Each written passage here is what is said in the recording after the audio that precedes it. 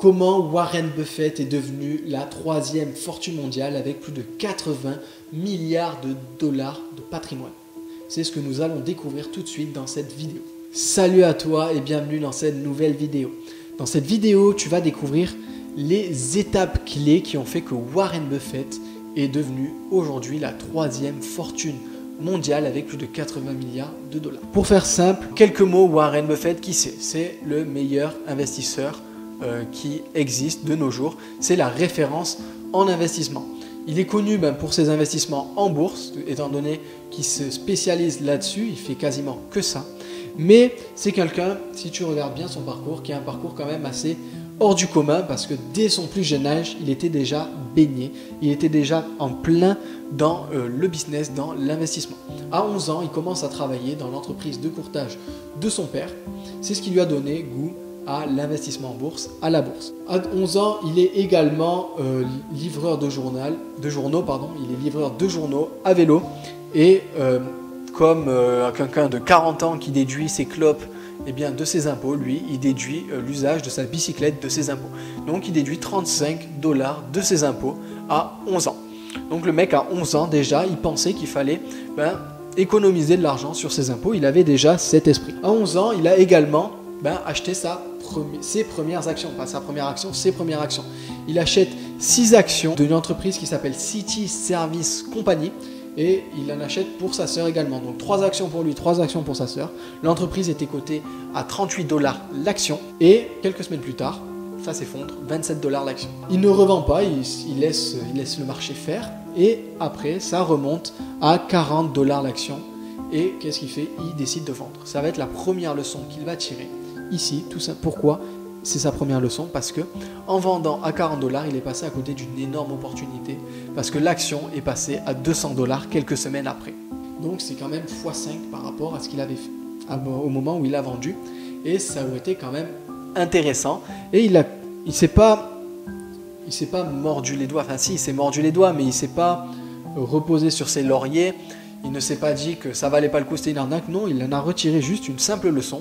C'est qu'il vaut mieux garder ses actions longtemps pour faire de bonnes plus-values, que ça ne sert à rien de revendre rapidement si on veut réellement être gagnant.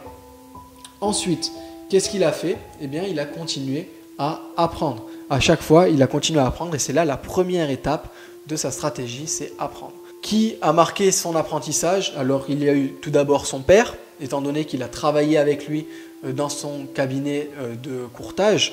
Donc ça lui a quand même mis cette puce à l'oreille par rapport à la bourse, c'est ce qui lui a mis dans le bain. Et ensuite, il a appris auprès de Benjamin Graham. C'est un petit peu par hasard qu'il a appris avec lui, parce qu'à la base, il voulait aller à Harvard, mais il a été refusé. Il n'a pas été admis à Harvard, donc il a changé, il a décidé d'aller vers Columbia. À Columbia, c'est là qu'il y avait ce professeur d'économie et l'analyste Benjamin Graham. Et ça va plutôt bien se passer entre les deux, étant donné que Warren Buffett va être le premier élève à obtenir la note de A+ à un examen. Là, ça commence. Il commence vraiment à rentrer dans le bain, à apprendre avec Benjamin Graham. Et à la sortie de ses études, il décide d'aller travailler pour lui. Et il va être payé uniquement 12 000 $. Il ne va être payé que 12 000 $ pour, travailler avec Benjamin Graham, apprendre avec lui, analyser avec lui. Et c'est quand même assez fabuleux pour un élève aussi brillant d'être payé 12 000 $ à la sortie de ses études avec un master en poche. Mais jusqu'à présent, ce n'est pas... Il savait qu'il allait récupérer bien plus après, il savait qu'il apprenait des choses qui allaient vraiment l'aider dans sa réussite future. La deuxième étape de sa stratégie, la deuxième étape qui explique son succès, c'est l'analyse.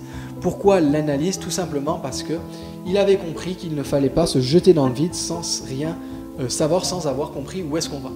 Et comment il décide d'analyser? En général, il analyse les entreprises en discutant avec les acteurs de cette entreprise. Il a commencé en discutant pendant qu'il était étudiant avec le patron de l'entreprise Jayco.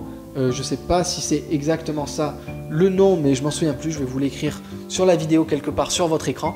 Mais il a commencé à discuter avec ce patron et ensuite il va décider d'investir dans cette entreprise pour petit à petit en devenir le propriétaire à 100%.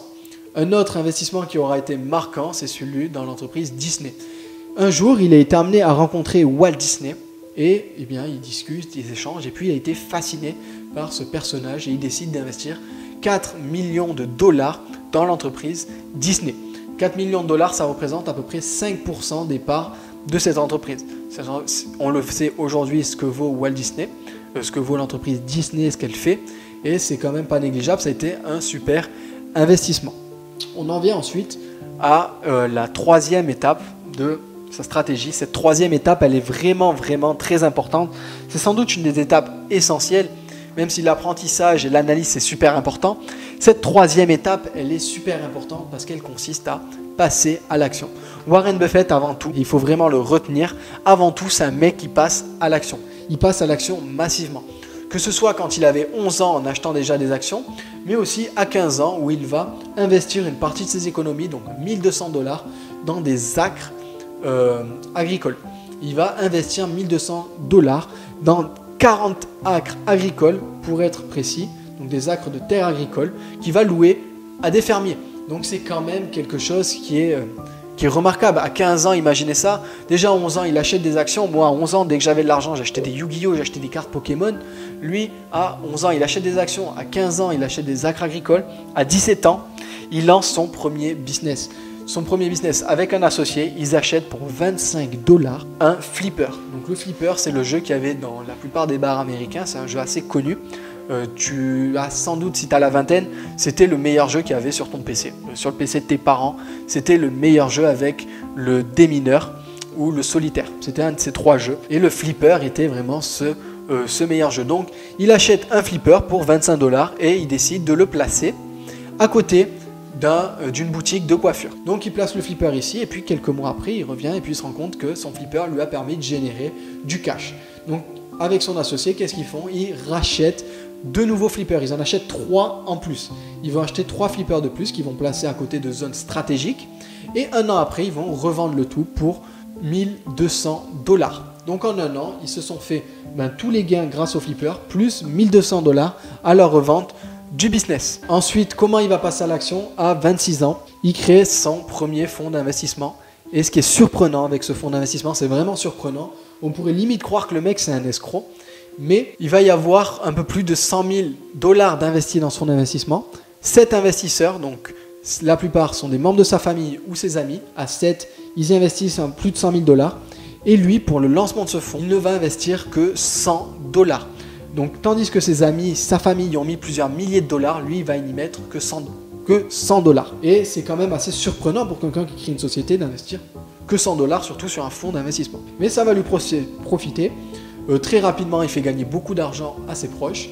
Et qu'est-ce qu'il fait? Il continue de passer à l'action. Et il se dit, le business, il marche, ma stratégie d'investissement, elle marche, donc je scale ça, je le recommence. Je le fais 10, 20, 30, 40, 50, 60, 70 fois. Il va le répéter un maximum de fois. Donc, il va ensuite investir dans Coca-Cola. Il va investir plus de 10 milliards de dollars dans IBM. Il va investir dans l'entreprise Disney, plus de 4 millions de $. Il va racheter également Duracell. Il va également petit à petit prendre la possession de Berkshire Hathaway, qui à la base est une entreprise dans le textile. Mais petit à petit, il va prendre possession de cette entreprise. Il va vraiment la posséder. Il commence à acheter ses premières parts de Berkshire à 7,60 $. Aujourd'hui, il en est propriétaire de cette entreprise. Donc 7,60 $ la part. Si tu veux une idée, aujourd'hui, l'entreprise, elle vaut 78 000 $. Donc la part, l'action vaut 78 000 $. C'est quand même pas négligeable, une action à 78 000 $. Un ticket d'entrée à 78 000 $, ce n'est pas négligeable. Et c'est ce qui fait qu'il est devenu milliardaire aux alentours de 50 ans quand ça s'est totalement envolé et qu'on a dépassé la barre des 1000 $. Il est devenu même milliardaire dans cette entreprise. Il a également saisi une opportunité avec l'entreprise American Express parce qu'elle a eu une histoire de fraude fiscale. Donc son action a baissé. Lui il s'est dit top, ça baisse, c'est les soldes. Il a racheté en masse et quand l'action est remontée, il a revendu, ce qui lui a permis de faire une belle plus-value. La dernière étape de son processus d'enrichissement, c'est une étape vraiment toute bête, vraiment toute simple, c'est le repeat. Il a répété, tout simplement. Étape 1, apprendre. Étape 2, analyser. Étape 3, passer à l'action en scalant. Étape 4, c'est tout simplement répéter tout ça. Donc il continue sans cesse d'apprendre, il est très connu pour lire sans cesse, c'est un énorme lecteur, il passe plus de 60 ou 70% de son temps à lire des livres, il passe également le reste de son temps à passer à l'action, il passe massivement à l'action, il est tout le temps à la recherche de nouveaux bons coups de société en bourse. Alors tout ça bien sûr c'est quelque chose d'exceptionnel, mais on pourrait croire que ce mec avec tout l'argent qu'il gagne, il veut uniquement dépenser, ou alors c'est un capitaliste qui ne pense qu'à sa gueule. On les voit bien, les gauchos dire ça, que ce mec c'est un capitaliste qui pense qu'à sa gueule, qui pense pas à la misère dans le monde et tout. Mais ceux qui disent ça, sachez une chose, c'est qu'aujourd'hui sur Terre, il n'y a pas un mec qui a donné plus que lui. Il a fait une donation de plus de 37 milliards de dollars à une fondation. Ça a été à la fondation Gates. Aujourd'hui, aux États-Unis, personne légal, personne a fait une donation de plus de 37 milliards de dollars. En plus de ça, ça fait un bon moment qu'il vit dans la même maison qu'il a achetée pour 35 000 dollars. Il conduit la même voiture depuis un moment qu'il a dû acheter même pas 10 000 dollars. Sa femme, à l'époque, elle a voulu acheter une maison secondaire pour les vacances. Eh bien, ils se sont embrouillés pour ça. Ils ne voulaient pas acheter cette maison secondaire parce qu'ils disaient que ça ne servait à rien de dépenser son argent. Ses enfants, il les éduque d'une façon bien précise et il n'aura pas prévu d'héritage.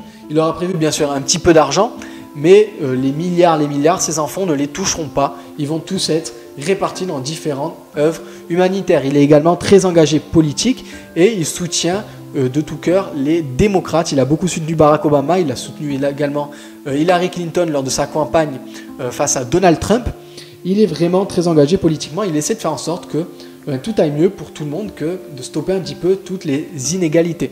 Donc avant de dire que Warren Buffett c'est un enfoiré de capitaliste, eh bien renseignez-vous un petit peu sur les actions qu'il fait au quotidien.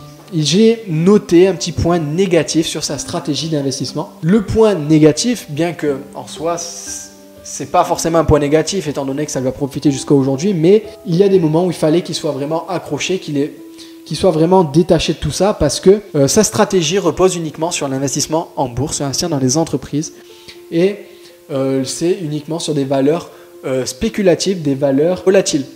Et là où il y a un problème, c'est que c'est pas forcément super diversifié. Donc ça veut dire si la bourse s'effondre, eh bien l'argent de Warren Buffett part en fumée aussi. C'est arrivé à 2 reprises, plus de 2 fois dans sa vie. Sa fortune aura été divisée par 2 à cause de ce genre de choses. Elle a été divisée par 2 à cause du krach boursier en 2008, où il est passé de 60 milliards de dollars à 30 milliards de dollars. Mais également, quand il était un peu plus jeune, il y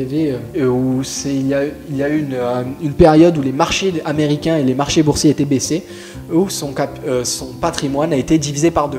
Donc, je dirais que le seul hic à sa stratégie, bien qu'elle soit bien pensée, qu'il la maîtrise parfaitement, mais c'est un hic dans le sens où c'est ce qui fait que c'est pas facile pour tout le monde de pouvoir la faire, étant donné qu'il faut être très accroché et très fort mentalement.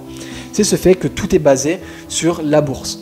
Donc moi, ce que je pourrais conseiller, ce serait plutôt de faire en sorte de diversifier assez ses actifs, d'aller dans l'immobilier, de créer des business, d'investir en bourse. C'est de ne pas se contenter uniquement de la bourse, surtout si on n'a pas forcément le niveau de Warren Buffett. Donc c'est tout pour cette vidéo. J'espère qu'elle t'aura plu. Si elle t'a plu, abonne-toi à la chaîne YouTube et lâche un petit pouce bleu pour soutenir, bien sûr, ça fait toujours plaisir, le petit like. Tu peux également commenter si tu aimerais que j'analyse d'autres fortunes, si tu aimerais que j'analyse d'autres parcours d'entrepreneurs, que j'analyse carrément les comptes d'entreprise. Mets-moi un petit commentaire, dis-moi ce que tu en penses, dis-moi ce que tu aimerais découvrir. Et bien sûr, si tu es intéressé par l'entrepreneuriat, l'investissement, la bourse, eh bien, je t'invite à cliquer sur le lien qui est dans ma bio. Je t'ai préparé une formation de plus d'1 heure dans laquelle tu vas découvrir les bases de l'investissement, de l'entrepreneuriat. Donc, clique sur le lien dans ma bio pour découvrir tout ça. Je te dis à très vite dans une prochaine vidéo. Ciao, ciao.